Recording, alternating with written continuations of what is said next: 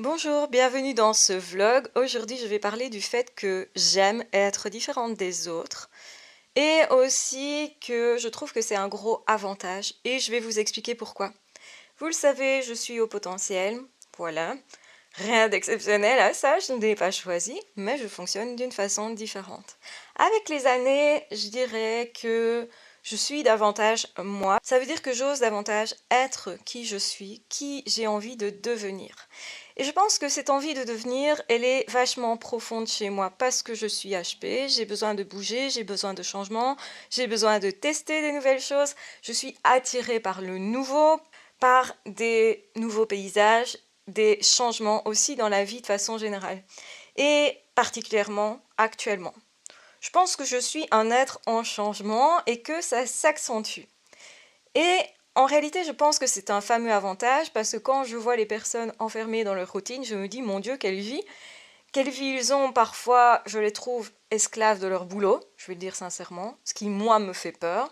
Je les trouve aussi esclaves de leur habitude, et je sais qu'on a tous des habitudes, hein, mais à certains moments, je me dis que moi, j'ai la chance de remettre en question mes habitudes et de pouvoir, à certains moments, travailler dessus. Au moins, j'ai conscience que ce sont des habitudes, que quand je répète quelque chose, et on répète tous les jours la plupart de ce qu'on répétait hier, donc généralement on fait toujours la même chose. On est ou on pense de la même façon, généralement. Sauf que je pense que c'est un fameux avantage que de chercher le nouveau constamment, de chercher les nouvelles expériences, parce que ça nous ouvre davantage au renouveau permanent. Et certainement, pour les HP, on est davantage en évolution dans un monde qui change de plus en plus vite. Donc on est vraiment mieux câblé que les autres, parce qu'on aime la nouveauté, parce que justement on sait s'adapter beaucoup plus vite à plein de nouvelles choses et prendre des décisions plus rapides d'ailleurs, quand on va bien, hein, je parle, en tant qu'HP, eh bien je pense qu'on est avantagé dans ce monde-ci et qu'on va l'être de plus en plus. Donc que les HP vont être des personnes particulièrement adaptées pour le monde futur. Donc c'est un gros avantage. Le truc c'est que évidemment qu'il faut oser, qu'il faut savoir s'épanouir, qu'il faut oser être soi, oser dire, oser être, oser se penser être en changement. Et moi je suis quelqu'un qui est constamment en train d'évoluer, de changer, qui recherche ça. Donc moi ça m'attire. Ça ne me fait pas trop peur, on va dire ça. Parce que c'est faux que de dire que je n'ai pas peur des changements du tout, hein. Ce serait faux chez tout le monde de toute façon. On a tous un peu peur des changements, de bouger nos habitudes. Et c'est compliqué de changer les habitudes pour tout le monde. Mais je pense que c'est moins compliqué pour les HP parce que justement on recherche ce changement-là et que finalement c'est ça qui va être à notre avantage. Mais l'inconvénient, c'est qu'on change parfois tellement vite que certaines personnes ne vont plus nous comprendre et assez rapidement. Que certaines personnes qui étaient proches de nous ne le seront plus dans le futur. Parce que justement, ils ne vont pas pouvoir évoluer avec nous. Ils vont certes évoluer vers autre chose, peut-être plus de normes pour eux. Peut-être ils vont chercher à se réassurer. C'est souvent le cas quand il y a des périodes de crise. La plupart des gens, au lieu de se dire « je vais accompagner la vague, accompagner le changement, accompagner la crise économique par exemple », eh bien la plupart des gens ont peur et se disent « je ne veux pas de ça, donc moi je vais me révolter contre, je vais aller contre ». Et je vais aller contre généralement en essayant de maintenir ce qui existait avant. Je pense que c'est une solution humaine, mais peut-être pas la meilleure solution. Et que tout le monde n'est pas capable justement de percevoir, parce que c'est la façon de regarder qui change, de percevoir qu'il vaut mieux accompagner la vague, que c'est à notre avantage et qu'en plus ça nous apporte quelque chose, nous, humainement parlant. Au niveau de l'expérience, plus vous faites des expériences différentes, plus c'est déroutant certes et compliqué à gérer, certes, plus vous aurez l'air insatisfait, instable et pas d'être en train de construire quelque chose, mais plus vous aurez eu d'expériences différentes et plus ça vous permet de choisir vraiment et d'être vraiment qui vous aurez décidé d'être. Et pour moi, ça c'est un gros avantage parce que ça permet vraiment l'épanouissement. Il y a des personnes, et ce sont les plus nombreux, qui ne font pas vraiment de choix, mais qui laissent les autres décider de leur choix. qui vont faire comme la famille, qui vont faire comme les amis, comme tel milieu et tel milieu, parce qu'ils ont toujours été dans ce milieu-là. Et même parfois des HP, des personnes qui justement pourraient épouser le changement, mais ont plus d'attrait finalement pour rester dans la norme et pour entretenir les anciennes habitudes. Parce que c'est sécurisant aussi, hein, de conserver ces anciennes habitudes, ça nous rassure de faire ce qu'on a toujours fait ou de faire ce que tout le monde fait.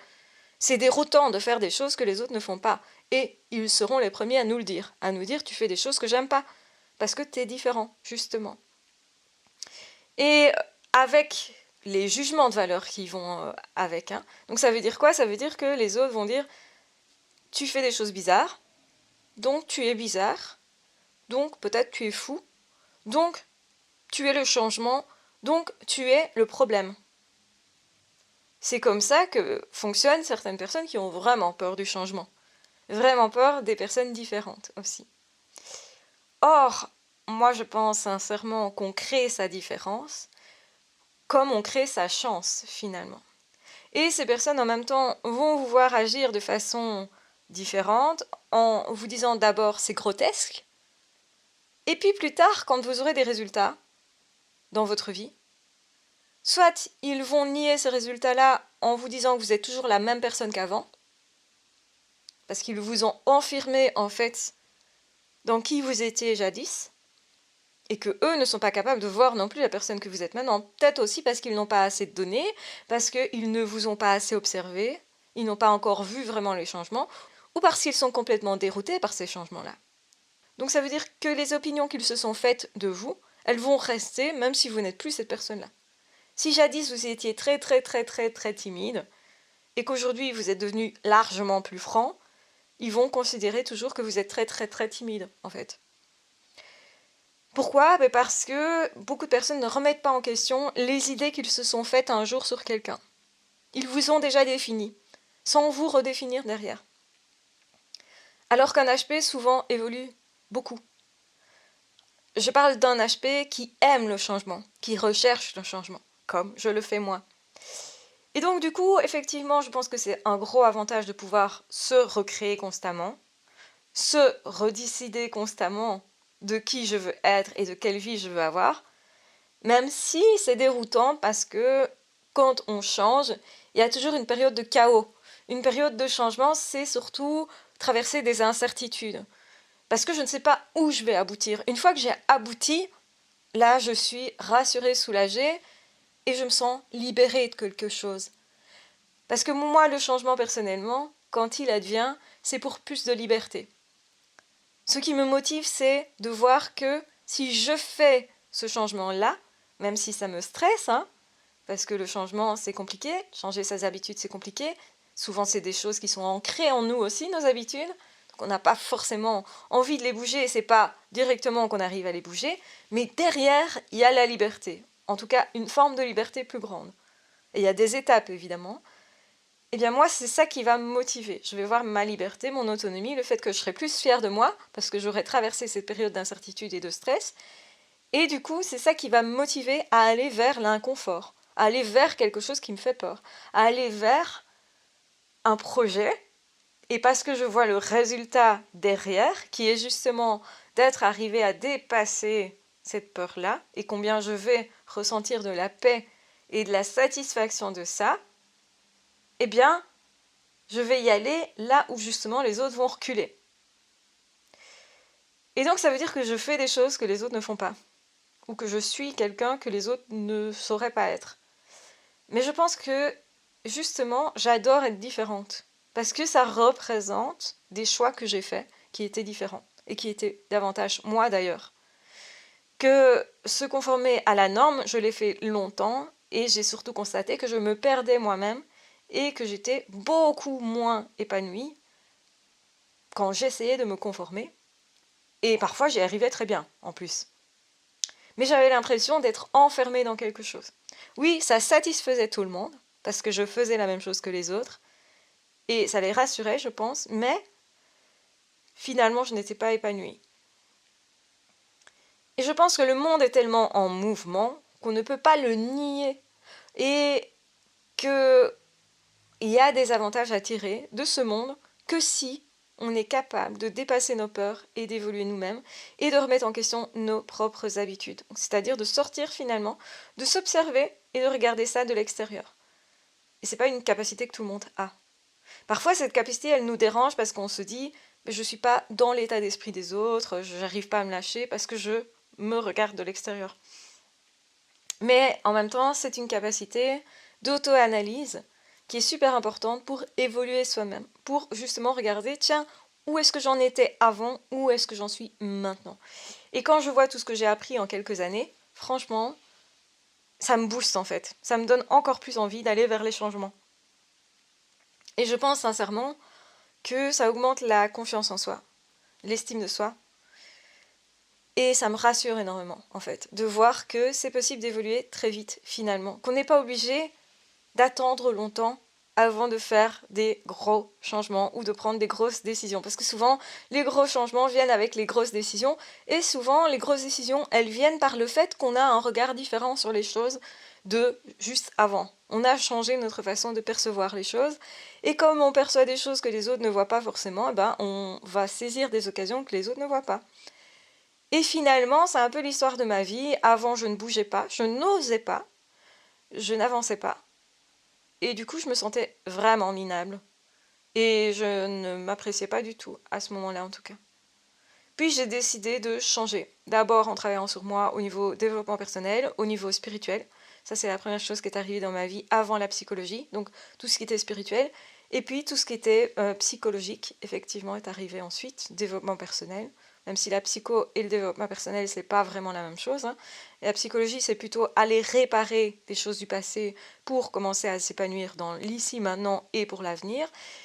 Tandis que le développement personnel, c'est plutôt aller rechercher la meilleure version de soi. C'est travailler sur l'ici et maintenant, mais pour changer les choses, pour débloquer aussi des choses, mais pas forcément dans le but de guérir quelque chose. Il n'y a pas vraiment de guérison dans le développement personnel, il y a plutôt du j'essaye d'être plus performant, de devenir meilleur, etc. Donc je fais les deux en fait. Hein. Et c'est pour ça que je dis que finalement, moi, ma pratique, c'est du psycho-coaching. C'est un mélange, en fait. Et ça me correspond vachement bien. Et je pense que davantage, je me dirige vers une nouvelle forme de discipline, on va dire, qui n'est plus de la psycho, qui n'est plus du coaching, qui est un ensemble des deux, qui est plus quelque chose à la carte, en fait. Et sincèrement, je pense que ma façon de voir les choses évolue toujours et est finalement très très différente des personnes qui sont restées dans la norme ou qui ont voulu se rapprocher de la norme. Et donc entre un HP qui essaye de s'intégrer à la norme et un HP qui au contraire fait l'inverse et se dit ok, moi je pars à l'aventure, je vais découvrir le monde, je vais découvrir les gens, surtout ceux qui ne me ressemblent pas, ceux qui font des choses qui m'étonnent en fait, et j'aime être étonnée, j'aime être curieux. Et j'aime être moi du coup et choisir tous les jours qui je veux devenir à l'avenir. Comment je vais évoluer dans ces 2-3 ans à venir. Au point que je vais justement faire tout pour changer peut-être beaucoup. Je pense que beaucoup de personnes cherchent à être toujours la même personne à travers les années. Et quelque part, il y a une constante. Hein. On ne va pas changer complètement notre caractère, etc. Mais changer notre vie, pourquoi pas finalement. Changer nos expériences, pourquoi pas. Si d'ici 2-3 ans, on fait tellement plus d'expériences différentes que ce qu'on a fait en 10 ans précédemment, forcément qu'on va changer beaucoup. Et moi, je suis attirée par ça. C'est-à-dire que ça me booste de voir que en 4-5 ans, donc quand je regarde il y a 4-5 ans, et maintenant, je me dis, waouh, il y a beaucoup de choses qui ont très fortement évolué. J'ai beaucoup plus confiance en moi, beaucoup plus. Je suis beaucoup plus épanouie. Je me sens beaucoup plus libre, surtout particulièrement au niveau du travail. J'ai des défis que j'ai relevés. Je me suis testée beaucoup plus. J'ai eu peur beaucoup plus souvent, ça c'est vrai. Mais j'ai rencontré beaucoup plus de personnes et j'ai créé beaucoup plus de liens. À l'inverse, il y a des liens qui se sont en tout cas distendus. Des personnes justement qui restaient dans quelque chose qui m'est peut-être trop familier, qui ne me correspond plus en fait. Et donc oui, il y a beaucoup de choses qui ont changé en très peu de temps Et moi, ça me motive à me dire, ok, j'espère qu'à l'avenir, ça va changer encore plus vite, en fait. Parce que derrière, il y a toujours plus d'autonomie, plus de liberté et plus de possibles. Et cette ouverture au possible, moi, c'est quelque chose qui m'excite énormément, dans le sens vraiment, ça grandit ma vie. Il y a une part de mystère aussi à, tiens, qu'est-ce qui est possible ou pas, j'ai envie de tester. Et souvent, le truc, c'est que ce que je pensais qui n'était peut-être pas possible avant, ben, aujourd'hui, il devient possible. Et quand on compare ça, c'est un truc de fou. C'est vraiment boostant, et vraiment, ça me donne une énergie de dingue. Parce que je me dis, le truc que je pense aujourd'hui pas trop possible, il est certainement possible. Et il sera sûrement possible, dans 2-3 ans, il sera dans ma vie, sûrement. Juste parce que, justement, pour l'instant, je vis dans quelque chose au niveau de l'esprit, avec des idées arrêtées par rapport à dans 2-3 ans. Donc, ça veut dire que j'estime que je vais changer beaucoup. Je vais rester moi, mais tout en changeant énormément. Et j'estime que du coup, ça va être des beaux changements, parce que tous les beaux changements en question, je les ai impliqués. Je ne suis pas restée, en fait, à attendre que ça arrive. On ne change pas sa vie en croyant que ça va nous arriver de l'extérieur. Ça, c'est un truc faux. Hein. Et moi, j'ai longtemps cru qu'on rencontrait l'amour par hasard. Alors que non, pas du tout. J'ai longtemps cru qu'effectivement, on venait presque nous chercher pour avoir un boulot. Ok, on devait postuler, mais en gros, enfin voilà, c'est le monde qui venait à nous, quoi.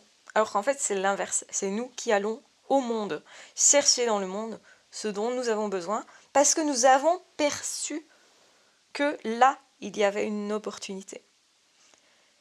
Et c'est ça la chance du HP, c'est d'aller saisir des opportunités que les autres ne voient même pas. Et quand vous allez les saisir, peut-être que votre transformation intérieure, elle est présente et qu'elle n'est pas encore visible à l'extérieur, et que c'est pour ça que les autres ne perçoivent pas comment vous êtes vous réellement. Mais, dans 2-3 ans, ça va être évident. Parce que ça sera perceptible à l'extérieur, les changements que vous avez faits à l'intérieur. Et je pense sincèrement que moi, je suis sur cette voie-là. Il y a plein de choses qui à l'extérieur ne se voient pas encore, mais qui sont déjà à l'intérieur. Et donc oui, je m'attends dans ma vie à avoir plutôt des gros changements. Des grosses modifications de perception des choses. Beaucoup plus de liberté aussi. Beaucoup plus d'opportunités. Et je pense, en tout cas, que je vais encore plus m'affranchir et encore plus m'épanouir. Et peut-être que dans 2-3 ans, je serai beaucoup plus heureuse que ce que je suis aujourd'hui et que je me dirai, finalement, c'était peut-être pas une période si heureuse que ça. Alors que actuellement, j'ai l'impression que je suis très heureuse, vraiment. Et c'est un peu fou à penser de se dire qu'on peut évoluer à ce point-là. En tout cas, c'est ce que je vais faire. C'est mon objectif clairement aussi. Et vous le savez, pour réaliser des choses dans sa vie, il est important de fixer des objectifs, mais de ceux qui nous correspondent vraiment, de ne pas les faire, de ne pas les réaliser n'importe comment, mais de le faire en fonction de qui nous sommes vraiment, ou de qui nous voulons vraiment plutôt devenir. Et honnêtement, j'ai beaucoup d'espoir pour cet avenir. J'ai hâte, en fait, de le voir se mettre en place. J'ai finalement hâte d'avancer dans la vie. Beaucoup de personnes détestent vieillir, entre guillemets. Moi, je ne me sens pas vieillir, je me sens plus jeune, en fait, parce que j'ai l'impression d'être plus épanouie toujours, plus, et que finalement, ça impacte beaucoup mon état d'esprit, ma santé et ma motivation, mon énergie. Donc, je me sens plus en forme qu'avant, et du coup, j'ai pas cette impression de prendre de l'âge, en fait, même si oui, je vois le chiffre, je peux calculer mon âge et me dire, ah tiens, voilà, ça avance en âge. Mais j'ai pas du tout peur de ça. Parce que je me dis, si c'est ça, vieillir, c'est vachement bien en fait. Voilà. Voilà cette petite réflexion, ce petit vlog. Je pense que c'était important de vous faire ce vlog-là. Je vous embrasse bien fort, je vous aime très fort. Prenez bien soin de vous. Ah, ciao, bye bye.